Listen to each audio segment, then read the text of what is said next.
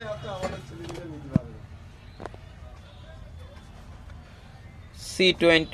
AIX দেখুন, ক্রমটনের induction.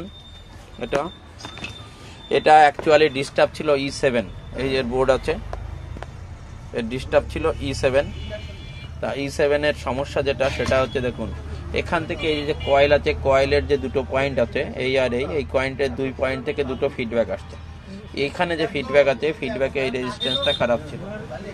দেখুন 334 মানে 330 কে 330 কে খারাপ ছিল, সেই রেজিস্ট্যান্সটা চেঞ্জ করা হয়েছে। এখন আমাদের E7 ঠিক হয়ে গেছে।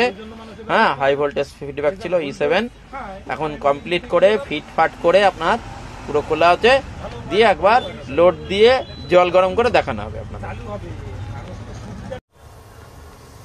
দেখুন আমাদের ইন্ডাকশন ফিট হয়ে গেছে, চালু হয়ে গেছে, জল গরম শুরু হয়ে গেছে। এটা এখন 1800 ওয়াটে চলছে।